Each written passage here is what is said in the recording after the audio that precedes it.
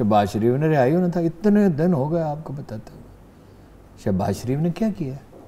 اس کا کیا گناہ بتائیے؟ تو کیسز تو ایسے تھے کہ ایکسپیکٹ نہیں کیا جا رہا تھا. کون سے کیسز؟ اس نے تو کبھی ایک دھلے کی کرپشن نہیں کی. نہ اس نے کی، نہ سلیمان نے کی، نہ حمزہ نے کی، نہ مریم نے کی، نہ ان کی بیگمات نے کی. کس نے کی ہے؟ زر ہم نے کی ہے. یہ 50% جو غریب لوگ ہیں انہوں نے کی ہے کرپشن، اور کوئی 30% جو سفید پوش طبقہ انہوں نے کی ہے. یہ جو 20% اشرافیہ یہ تو کبھی کرپشن کرتی ہی نہیں. بلاول نے کبھی نہیں کی. تو بچہ ہی تھا چھوٹا سا 2-3 سال کا جب یہ سارے واقعات ہوئے، اور اب بھی 2-3 سال کا نہیں تو 6-7 سال کا ہوگا. اس سے بڑا نہیں. تو ہریال صاحبہ نے نہیں کی، زرداری صاحب نے نہیں کی، مولانا فضل الرحمان نے نہیں کی، اسفندیار نے نہیں کی، محمود اچکزئی نے نہیں کی. یہ ہم غریب لوگ اور سفید پوش لوگ جو ہیں یہ کرپٹ ہیں، اور یہ اس کی سزا بھگت رہے ہیں، اور انہیں بھگتنی چاہیے. اچھا ٹھیک ہے، انہیں آپ اس طرح سے دیکھ رہے ہیں. مگر جنہوں نے کرپشن نہیں کی، سنا ہے ان کے کوئی ترین صاحب کے ساتھ بھی رابطے ہیں، ایسا ہے کوئی ہارون صاحب معاملہ؟ کوئی ایک آدھ آدمی رہ گیا جس سے میرے تعلقات ٹھیک آپ رہنے دیں. میں ہارون صاحب میرے کسی سے تعلقات نہیں ٹھیک، تو آپ کے کیوں ہونے چاہیے؟ آپ کے رابطہ ہے. رابطہ ہے، رابطہ ہے.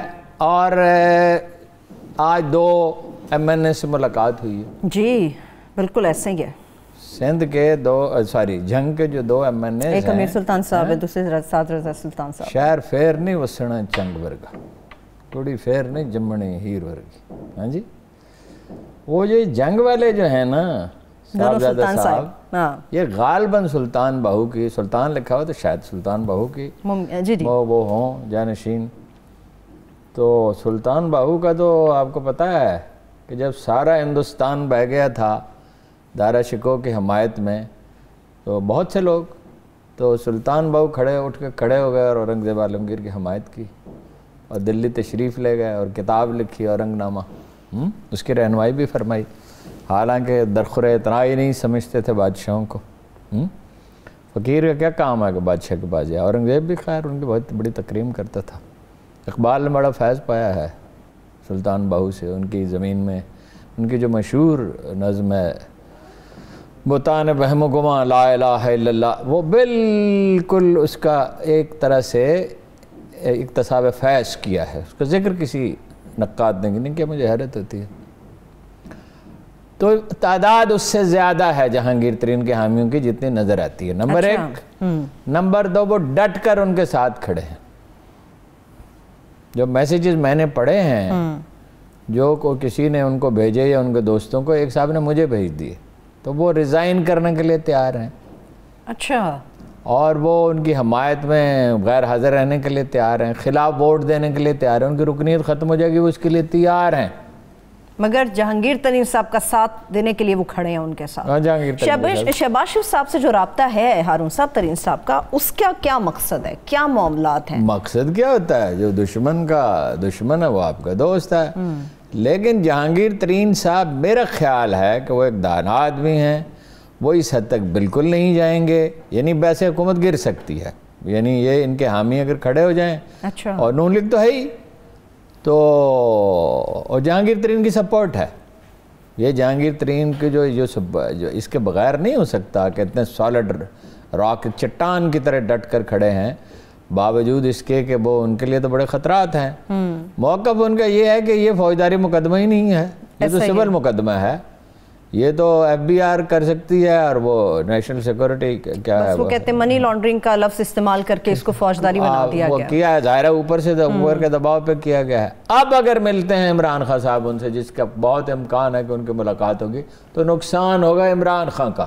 اس ملاقات میں عمران خان صاحب کا کیا نقصان ہوگا؟ نقصان یہ ہوگا کہ ابھی جو انہوں نے لیا ہوا تھا، نعرہ لگایا ہوا تھا اور ٹھیکہ لیا ہوا کرپشن ختم کرنے کا، اور ان کے کارکنوں میں بددلی پھیلے گی اور ان کی کمزوری کا احساس، جہانگیر کا نقصان نہیں ہوگا. اچھا. لیکن بہرحال میں نے آپ سے بارہا عرض کیا، آپ وہ چاہیں تو وہ کلپ نکال لیں، بعد میں دکھا دیں، کہ صلح ہوگی. آپ نے یہ بیان کیا ہے. بالکل. شوگر ملوں سے بھی صلح ہوگی. عمران خان صاحب نے اصل میں یہ سوچا میرے خیال میں کہ افغانستان کا اتنا کرائسس ہے، ٹھیک ہے، مہنگائی کا بھی بہت بڑا کرائسس ہے اور کرونا کا بھی ہے، لیکن میں اتنا بڑا لیڈر ہوں تو صرف 2-3 مسئلے ہیں، تو 2-3 اور پیدا کرنے چاہیے. خود سے پیدا سعد رضوی کا مسئلہ پیدا کیا، تحریک لبیک.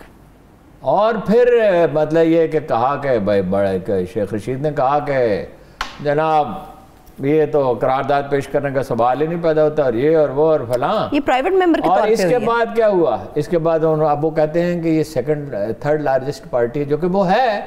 تو یہ آپ کو پہلے نہیں پتا تھا؟ تو یہ پارٹی تو بڑھتی جائے گی. کتنی بڑھ جائے گی ہارون صاحب؟ کتنی بڑھ جائے گی؟ 30 لاکھ ووٹ لیے ہیں، اگلی دفعہ 60 لاکھ مل سکتے. اچھا. تحریک چلے گی عید کے بعد. اگر یہ نہیں چلائیں گے سعد رضوی تو بہت ہی دانا آدمی ثابت ہوا. اس نے تو کہا بے شک مجھے جیل میں رکھیں، اور اگر یہ دانا ہوتے تو اس کو گیسٹ ہاؤس میں منتقل کرتے، ساری سہولتیں دیتے. ایک سیاسی جب اتنا بڑا مسئلہ بھی ہو اور سیاسی لیڈر بھی اتنا پاپولر ہو، 27 سال کی عمر میں اتنا پاپولر ہے، باپ سے زیادہ کامیابی اس نے حاصل کر لی ہے، اگرچہ اس کی لیگیسی کا حصہ ہے. اور مفتی منیب الرحمان سمیت سب شیوخ اور پیران عظام کو اس کے پیچھے چلنا پڑا. اب وہ فکر مند ساتھ بھی دے رہے ہیں، فکر مند بھی ہیں کہ لیڈری تو نوجوان کے ہاتھ میں چلی گئی. وقت کا دھارے کو جس طرف بہنا ہوتا ہے اس وقت بہتا ہے. ایک اس کا فائدہ بھی ہے، چونکہ وہ ایک ایسا آدمی ہے جو دلیل سے بات کرنے پر آمادہ ہے. اس نے ظاہر ثابت کیا. اس نے کوئی رعایت نہیں مانگی، کوئی سہولت نہیں مانگی. اس نے یہ نہیں کہا مجھے رہا کیا جائے. عام حالات میں ایسے مطلب میں کیا کروں؟ جیسے نواز شریف صاحب سے، شہباز شریف سے درانی صاحب ملے، محمد علی درانی، ان کو میں تو جیل میں ہوں، میں رہا کرو گے تو بات کروں گا. اس نے کہا میں یہی ٹھیک ہوں. کوئی سخت جان لوگ ہیں نا، اسرت میں پروان چڑھے ہیں. غربت میں جو لوگ پروان چڑھتے ہیں وہ بڑے سخت جان ہوتے ہیں. غربت کوئی سزا نہیں ہے. کھانے کے لیے روٹی مل رہی ہے اور پہننے کے لیے لباس ہے اور چھت ہے، تو غربت کوئی سزا نہیں ہے. آپ کو اتنا ٹف بنا دیتی ہے. امریکی کیوں ہار رہے ہیں؟ امریکی ٹف نہیں ہے. میرا دوست مصطفیٰ کہتا تھا، لیڈر آف بلیک مسلمز، اسلامی پارٹی نارتھ امریکہ کا سربراہ، کہ امریکی عمارت میں پڑے ہیں 5-6 نسلیں ان کی، یہ بحرانوں کا سامنا نہیں کر سکتے. ہو دیکھ لیا آپ نے کرونا میں کیا ہوا. صحیح ہے، ٹھیک ہے. چینی اس کے مقابلے میں سب جان ثابت ہوئے، انہوں نے اپنے مسائل نمٹا لیے. یہ جو ہیں یہ اپنا بہت بڑی پولیٹیکل پارٹی بن جائے گی. اور ڈیولپمنٹ یہ ہوئی ہے پہلی دفعہ اس مکتب فکر کی ایک بہت بڑی پولیٹیکل پارٹی بن گئی ہے.